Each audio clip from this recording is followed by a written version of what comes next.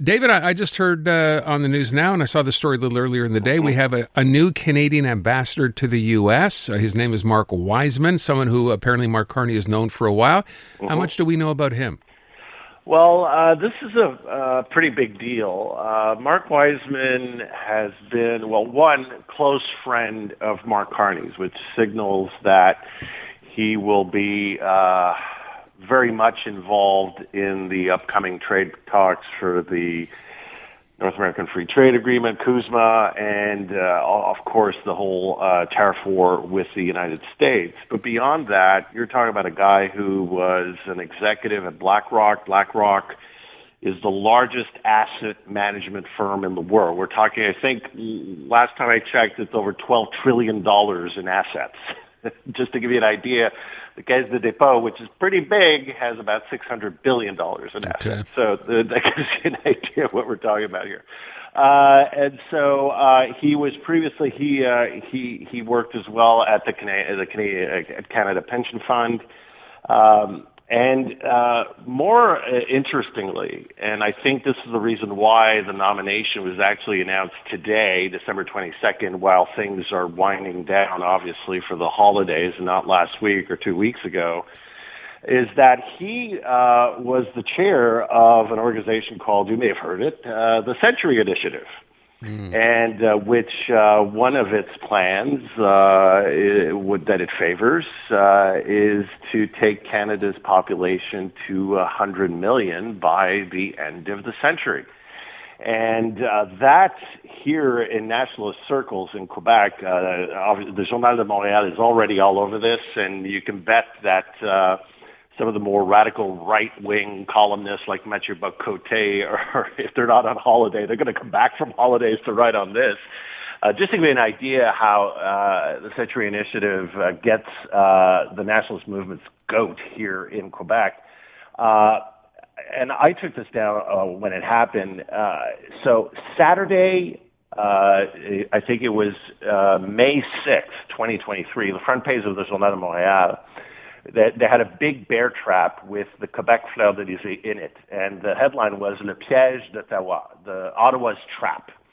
And it was some sort of an investigative report saying that the Century's Initiative plans was basically Justin Trudeau's plan and the federal Liberals' plan to drown out and to drown away Quebec as a French-speaking province by the end of the century. This whole thing, it's not about, the fact that we're getting older as a population and we're going to need more people if we're going to survive economically. This was a whole plot to drown out the French fact in Quebec, with no evidence, of course, to back that up. But, of course, that has been part of the radical right-wing nationalist tropes for a while now. So Mark Wiseman being named is going to be fodder for sure for the nationalists and the independence movement in this upcoming, of course, election year in Quebec. I guess my question is with respect to the this Century Initiative. I think most people, if you sort of take this out of the political sphere, don't they look at that and say, you know what, this is the kind of country that does have to grow to that level at some point? Yeah. Oh yeah, for sure. No, but look. Even the Brian Mulroney was saying things like that in the last few years of his life. He was talking about we have to grow the country to somewhere around 75 million by 2050. And so this is something that is very important. But of course, this was taken by the nationalists here as because there is part of that radical right in the nationalist movement that talks about the replacement theory. That somehow immigration is a trap to drown out the original French speaking Quebecers, les francophones de souche, how they like to talk about it. So it has no base in fact, and it has no base in reason. It is a scare tactic. which activates a base in nationalist politics in Quebec. Not only in Quebec, it works in the U.S., it works in Europe, it works in certain circles in the rest of Canada, of course, with a different tone and different fact set. But there it is, and so I think Mark Carney, what he's doing in reality, is bringing in key players. I mean, nothing against our former ambassador, but Kirsten Hillman was, a career diplomat. Yes, she had worked on the original negotiating team for CUSMA, but she was basically a career bureaucrat, very capable.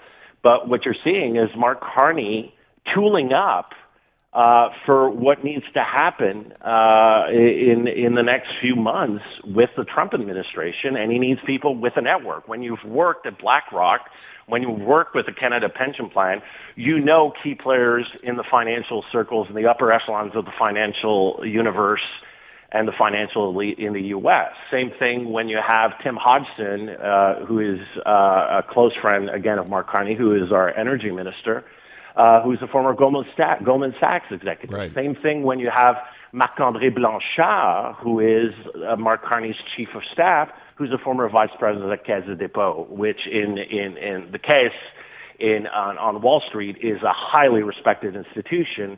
And before that, Marc-André Blanchard was in New York as our UN ambassador. So what you're seeing here is Mark Carney, who himself has, of course, being the chair of two central banks in his previous lives, has the network. So what you're saying is you're seeing Mark Carney being, again, very pragmatic and bringing out an A team of heavy players that know how the game works to negotiate a deal with the U.S. and Donald Trump. And also, let's remember, Trump, of course, takes the oxygen out of every conversation.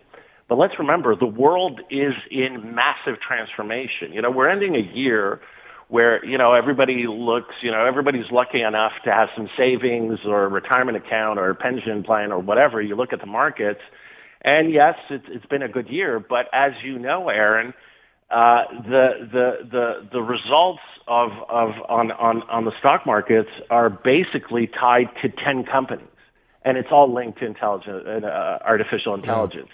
And artificial intelligence means energy, the power to compute. All these companies have a very direct or close indirect link to huge investments in energy, because this technology, which is and will continue to transform our universe for years to come, takes massive amounts of energy.